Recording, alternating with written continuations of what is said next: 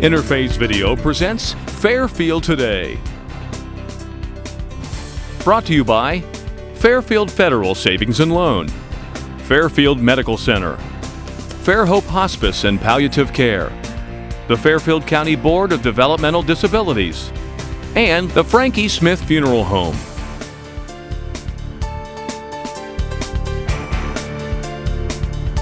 Hello and welcome to Fairfield Today. My name is Rick Schneider, Community Educator with Fairhope Hospice and Palliative Care, home of the Pickering House. In fact, we are in the Pickering House right now, and with me is Beth Looning, RN. And Beth, what is your title? Education Manager. She told me that earlier and I forgot. That's why I kind of warm her up. But we have a guest. Would you mind introducing her? Yeah, this is Lori Isle. ISIL. I knew I wouldn't get that wrong. We're having a fall symposium on November 6th here at one of our grief center down over the hill, and it's about caring for our region's most precious resource, and that's the caregivers. And that's not only the caregivers here on staff, the nurses, the therapists, the physicians, but also caregivers are at home. So people that are taking care of loved ones. And then also, being a caregiver, sometimes you lose the person you were caring for, and there's still something to work through with that. So that is our fall symposium, and Lori's going to be one of our speakers. And it's interesting. Lori, what's your job title, or what do you do for a living, if I can ask? Yeah, I am a fee-only financial planner. Okay. And lost my husband in July. Mm-hmm. But what I do every day is help widows and women going through divorce to handle their own finances again. You know, this should be an interesting show because we talk many times about illness, family dynamics, this and that. But caregiving, you sometimes forget about what needs to be done. And many times you quit being a spouse, you become a caregiver. Sometimes you get angry. Sometimes you just, it makes it bad, you know. Yeah. But, and you forget certain things like the power of attorney if paperwork is done. Pay the electric bill. I mean, when you're consumed, you know, with caring for someone, it's a 24/7 job. I like to relate it to being a parent of a newborn. You know, you're 24/7. You're checking, you're thinking, you're waking up through the middle of the night. So you're exhausted. Like you said, your emotions, depression, anger, why us? So a lot of times, you know, it's the little things that we can help with, and then Lori also can help with, help, you know, navigate all those areas. And there are also many things that people can do before they're in that situation to make it easier. Setting up automatic bill payments, setting up just an easier, more efficient way to pay the bills so that you're not bogged down in writing checks and mailing those and trying to remember due dates and things like that. Making sure you have a power of attorney, a will, transfer on death and beneficiaries on all of your accounts. We have so many stories of people who have come to us after the fact where, you know, I's weren't dotted, T's weren't crossed, simple things that could have been done ahead of time that caused so much anxiety and stress after the fact or while they were trying to care for someone. I've also had several men hire me knowing that they became terminally ill and they wanted their wife to have someone who could advise them and someone that they could trust, someone they had a relationship with that would help them through those piles of paperwork that show up. And we had a widow that we worked with. She was a very recent widow. They had worked through most of their financial situation together. He had set up auto pays for all of their bills. But his Social Security was ending and his pension wasn't going to be coming anymore. She had plenty of assets, but she didn't know how to get to them. So we came and we actually went to her house, sat down at the kitchen table with all of her piles of paperwork, and just helped her to get money coming monthly out of one of their investment accounts so that the bills would be paid. And when we were leaving, she asked, "When are you coming back again?" Because strange things show up in the mail every day. And it truly is a gift to be able to help people in that situation when they're grieving and their money is the last thing they want to think about. And you can bring a meal, but nobody feels like eating. This is something that we can do to truly make a meaningful difference and help someone in that situation. Well, you know, Beth, and one of the things we do is get to know the family. the person who is on service is a focus, so is the family. And what you were bringing up is the family. You know, and I think one of the things about not calling you soon enough is that it's a form of acceptance. They really are sick. They're not just going to get better. This is getting serious. Yep. And a friend of mine, I collect model cars, and I belong to a club. And he became very ill, called hospice, and last couple of weeks, me and another friend, we were going down the basement and bringing him up. That was a door closing. His whole life, since a little kid, he collected them. Now it's a change. And I think with you, when you start dealing with, seriously, with the paperwork, you know, we finally got my DNR and all that kind of stuff done. I was planning on living forever, and so far so good. It's like I want it. But the fact is, you know, maybe I should work on it. So when Beth said we're going to have a financial planner on, I go, that's kind of unusual. But when Beth says something, I listen. Yes, dear. No, dear. Yes, dear. So I guess we can talk a little bit about the symposium. It's going to be an all-day event. It's an all-day event. It runs from 8 a.m. till 4:30 p.m. There's catered breakfast, catered lunch. We'll have an afternoon dessert and coffee session. Ooh. So that's the best. But we're talking about taking care of the caregivers, because like I said, the caregivers are giving so much, and whether it's professionally or personally. And sometimes now in this generation, you're doing both. So we might have nurses come here or aides, and they're caregiving all day long, and then they go home, and whether it be children or elderly parents, they're giving more, they're giving more. So the focus of the symposium is giving back to yourself so you're better able to care for others. Yeah. You know, just taking that focus back, taking that time. We're going to have a dietitians come and speak about, you know, fueling yourself and taking care of yourself that way. We have Carissa Carpenter, who's good at yoga and journaling and the spiritual aspect. So we're going to look at things like that you can do to take a break, to take care of yourself. Everything, and like we said, even, you know, maybe the financial piece, things that we can do to help alleviate and get things in place to make things a little less chaotic for the caregivers. You know, the more you can plan ahead, the more you can take care of yourself, you're going to alleviate some stress and tension, which is going to make you a better caregiver and better care for the patient. Absolutely. And like we had mentioned earlier, that we are focused on a whole family, not just a person who is ill. You have a whole string of people I would have never thought. You know, financial planning. I wouldn't have thought of that for caregiving, and the yoga and the different forms of relaxation. And I know yoga is a body-mind, you know, get the problems out through, I guess, body movement. Yep. We have one of our chaplains speaking, again, hitting the spiritual aspect.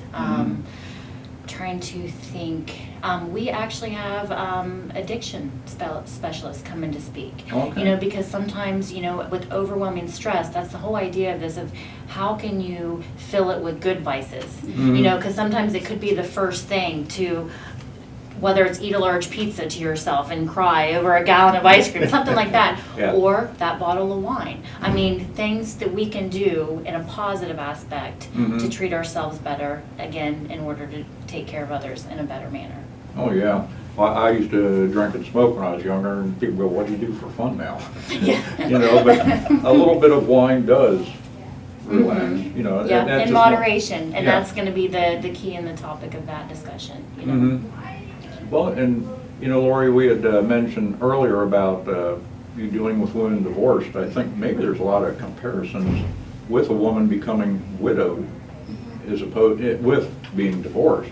Right. You know, now she's on her own without a spouse. Right.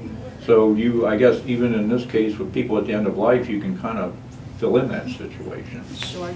And in both situations, you are likely making important decisions that could impact you for the rest of your life. That's a good point. When you are emotionally least capable of making those decisions. They say to wait a year before you make any important decisions. Well, some of them are not going to wait a year.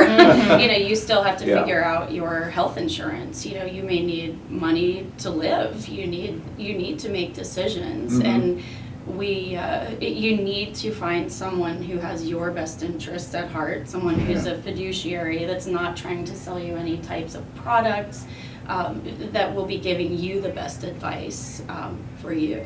That's a good point. You're not, a like selling a policy of any sort? No, we don't You're- sell any products. Oh, And there that's there very are good. fee-only financial planners out there who Mhm. are fiduciaries, who they're not gonna sell you anything but their services. You Yeah. can pay a fee to get the best advice for you without having to deal with product sales. Sure. So, Well, you know, Beth, we are nonprofit. You're nonprofit, so. I am not nonprofit. We do a lot of pro bono work. Oh, okay. But our company is a for-profit business. Oh, So okay. we just don't sell products, but we do charge fees Oh, okay, for I our understand, services. And I wasn't sure how you were That's financed. okay. You know, Sorry. and we're financed through, you know, Medicare Mm-hmm. and donations, so there's a lot of ways people can keep the cost down, Mhm. and I'm sure you do. Yeah. You know, just fees and all that. Yeah, well, we have a saying at work that if you don't have two nickels to rub together, we're not gonna take your last one. Oh. And this is really a That's cool. passion. It's a passion of mine, of ours, and we just wanna help people. We wanna be a resource to our community. We wanna help people who need the help, and we know that we have the knowledge and we are trustworthy, and, you know, thinking about money is not something that you want to do when you are dealing with grief or caring for someone. You don't want to have to worry about those things. But you know, my portion of the symposium program is going on in spite of tremendous grief, and you still have to pay the bills. And you still have to take care of your children. And like you said, they say, well, you shouldn't make any large decisions for a Right. year, but you just have to. You Life do. doesn't stop. Life does It's not like, okay, stop. no decision making. Yeah. That roof still Yeah. needs to be put over the head. Yeah. The kids still need to be cared for. Mhm. You have no choice but to move on. Right. Yeah. And that was the most difficult part for me in losing my husband, was that life does go on, and after the wonderful memorial service, went to clean some things out of his office, and his name plaque was gone from the meeting room, and you know, that was the Something completely appropriate action for his employer to take, but for me it was difficult to see. You know, pictures are removed from websites and Yeah. titles from different documents, but life does go on, and you have to figure out how to keep putting one foot in front of the other, and you do have to find those positive ways to fill your time and use your energy that keep inspiring you and keep you moving forward instead of stagnating. And everybody's different. And Yeah. that's why we're Everybody's hitting the different different. approaches Yep. with the symposium. Like, Yep. what do you need to fulfill yourself? Right. What can we do? Right. What can we bring? Mhm. I just thought of another one. We have a speaker who's going to come and talk about resources for caregivers in the community, whether it's support groups. So things like that, just so to you, that people know they're not alone. Yeah. You know, that there's resources out there, there's Yep. groups out there that can meet and, you know, and get these stories out and feel like you're a part of something. Yeah, life just goes on and on. Yeah. You know, and we were hitting so many different areas. You know, you brought up some good points, and you know, I'm having lost your spouse, and I can remember when my dad died. He died suddenly of a heart attack, and it was after a wedding reception. It was the next morning, and I remember he was laying on the bathroom floor with his eyes half open. I knew it. And I can remember going back through the bedroom, and there was a little imprint on the pillow. I'm thinking, holy cow. It's those Yeah. little triggers It that, is. right. Yeah, and it was like 2 months after I was in front of church greeting people coming in, and somebody said, "Oh, I'm so sorry about your dad." I could feel my Yeah. lip quivering. 2 months later, Right. boom. Right. So you don't think clearly in these situations. Right. And what Beth was talking about a minute ago in that list of things where it doesn't go wrong, I remember talking to somebody at one of our support groups, and there was a list like, don't change jobs, don't move, don't do this and that. The company went out of business. She had to move out of the Yeah, house because she sure. couldn't afford it. Everything on that list was there. One of the first questions that my 13-year-old son asked me was, "Mom, are we going to have to move? I know our house is really expensive." And what a blessing to us that we had prepared in advance, and no, we didn't have to move. We won't have to move, but you know, if you haven't prepared for that, especially if you maybe are a younger person earlier in life and you don't have a lot of financial resources. If you haven't prepared for that, then maybe you do have to move. Maybe you do have to find a new job, and you need to have a great support network. And my grandfather always said, you don't have to take other people's advice, but you should always listen. Good point. Because, you know, maybe there is something there worth listening to, an action worth taking, but it's good to listen to the people that you trust and support you through what you're going through. Talking about advice, my mom had once told me, and I was young, probably didn't, you know, kind of whatever. Right. But as a female raising daughters, she's like, you know, you always have to be able to take care of yourself. It doesn't have to be a divorce. You know, Right. something like Yes. death could Yeah. happen. Yeah. You know, so you don't have to, oh, well, I'll be married forever or this or that. But, you know, you got to think, you got to be able to take care of yourself and your children. Right. You know. Yeah. Yet, in our business, I know we sometimes, and it's happened where we were caring for a spouse, and then the caregiver dies. You know, so Yeah. all sorts of things Yeah. can happen. And it's so much easier to be prepared and not need it Right. than oops. Right. You know, so, yeah, the financial planning is really a very important part. And right now, we don't have to wait for a diagnosis. Right. No. And those things should be in place. My husband died very, very suddenly, and we had all those things in place because that's what I do, and that's what I help clients do, is to be prepared. Sometimes we feel like, you know, we're the Debbie Downer in our client meetings with all of the what ifs, and there are things you don't want to think about, they don't necessarily want to talk about, but they happen. You know, we see death and disability and terminal illness and job losses. We see that on a regular basis. So, you know, our job is to help our clients to prepare their safety net. So if something happens, they're prepared. What is, people don't realize when they're signing up for their life insurance policy, what the purpose is. Everybody gets life insurance, well, why? Right, Oh, right. that means when somebody's gonna have to die. Right. You know, it is uncomfortable. So, yeah, it's an interesting situation, but it will be positive, and, you know, you're gonna have positive people talking. It is not downer, but it, you know, you're talking about, you work in the financial planning business, so you're all set. Well, I work at end-of-life business, and about 2 months ago, we got our DNR ready. I should have done that 15 years Isn't that ago. funny? And that's what I asked her. I said, not to be nosy, but Yeah. was your stuff in place? Because a lot of times the Sure. cleaning lady's house is the Yeah. biggest mess. Yeah. You know what I'm saying? But Right. she said they did have everything taken care of, which is Yeah, we got it in the Yeah. shoebox, what's the big deal? yeah.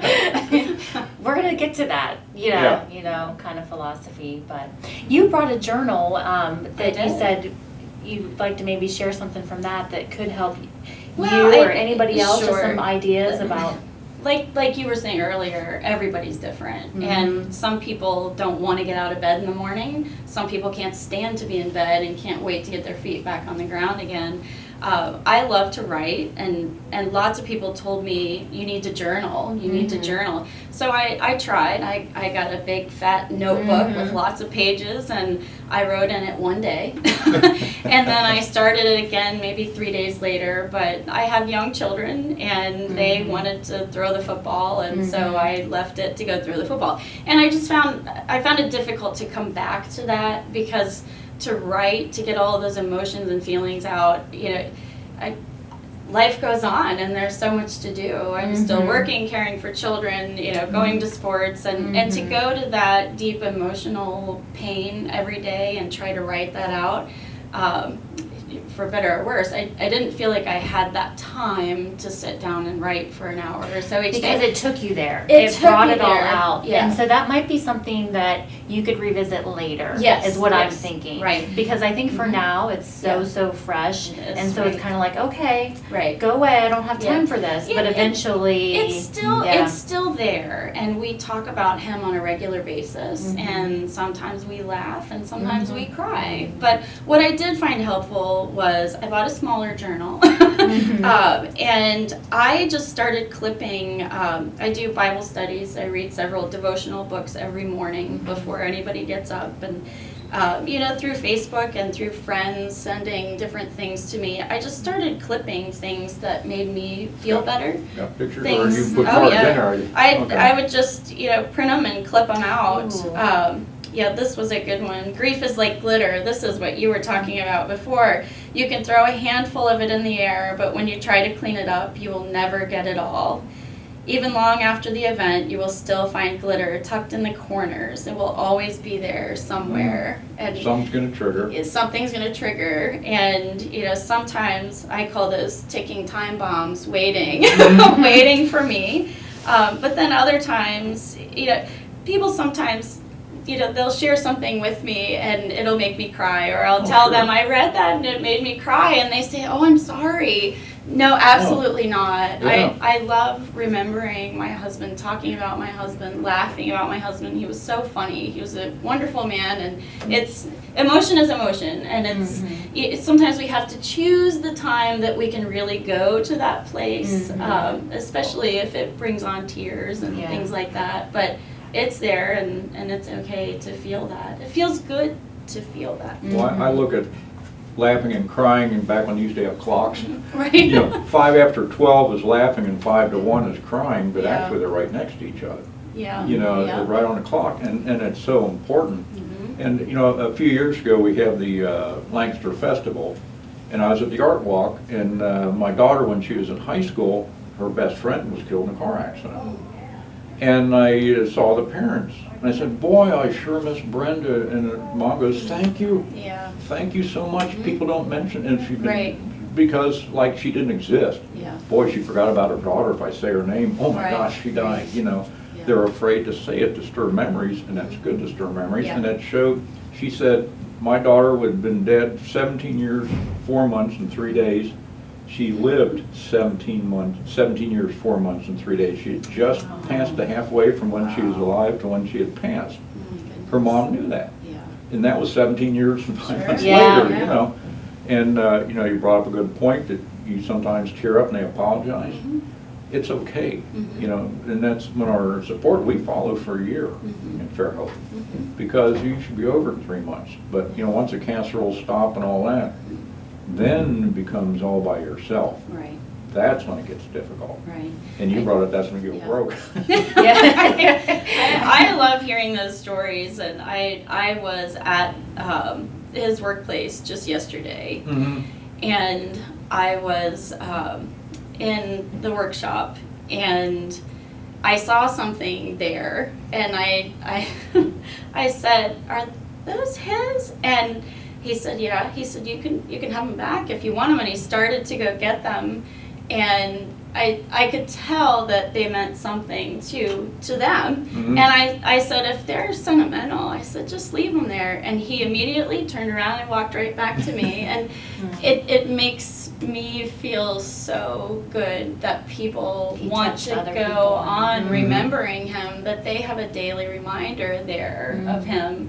That, and if that makes me cry because I'm an emotional person anyway, so be it. It's a good cry. Well, it's funny you mention that. I write a little article in the Town Crier, and I just wrote about that. That it's the people, you make an impression whether you're there or you're not there. Right. Your husband can make an impression because he's not there. Right. He made he had an impression on people, and it's good for you to realize that. Yeah. It's not like he's gone and well, that's taken Yeah. care of. Yeah. He was still there, he was still important.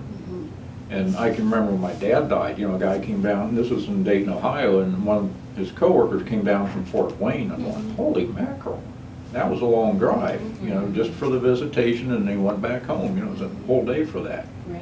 My dad made that much of an impression. So it isn't medicine, it isn't the surface stuff, it's the inside stuff. Yeah. So, and I think maybe we could hire Lori later. You have that inside is what it takes. Yeah.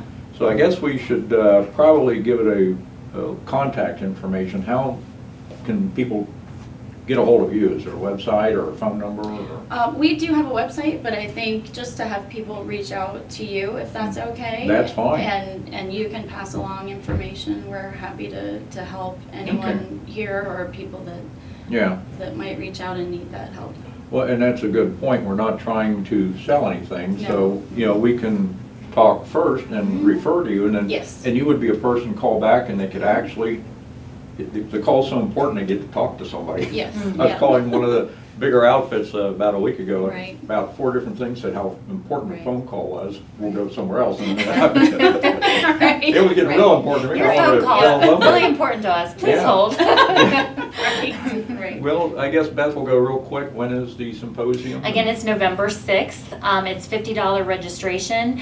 We have CEs for the professional staff, so nursing, social work, PT, OT, funeral directors all get CEs. That fee includes your meals for the day and the CEs if you need those. But again, it's also for the caregivers at home. We're actually going to open the symposium with a caregiver group that took care of loved ones that have passed. Okay. And that's going to be the opening of the symposium, is being able to watch them in almost like a counseling session. Mhm. So this is just going to be so wonderful and so meaningful. To register, you can call us here at 740-654-7077. Ask for Beth. If you do not reach me, I'm in and out a lot, offering educations in the community, but please leave me a message. Or you can email me at bluning@fairhopehospice.org. Luning is LUNING, but you can shoot me an email and I can hold your seat. And if you just call the Pickering house and go, is Beth there? Yep. You'll They'll know get it. there's one Beth. You'll get it. Yeah, that's kind of like Cher. One name and you're in. And Lori Eisel, what is the name of your company? Arcadia Financial Partners. Okay. The, And the partners is, well, there's 2 things I'll tell you about the company name. We want to be a partner to our clients. Okay. We want to help our clients walk through this journey together. And the Arcadia is a peaceful, serene place. A lot Okay. of people come to us in financial distress or turmoil, and our job is to take them to a place where they have peace of mind. so it's not just a business, it's a relationship, really. It is. It is. Well, it's been a very good show, so we're going to have to kind of wrap this up. How do I end this? So I just drew a complete blank. Celebrate life. Well, my name is Rick Schneider. Thank you for joining, and remember, celebrate life. Interface Video presents Fairfield Today. Brought to you by Fairfield Federal Savings and Loan, Fairfield Medical Center, Fairhope Hospice and Palliative Care, the Fairfield County Board of Developmental Disabilities, and the Frankie Smith Funeral Home.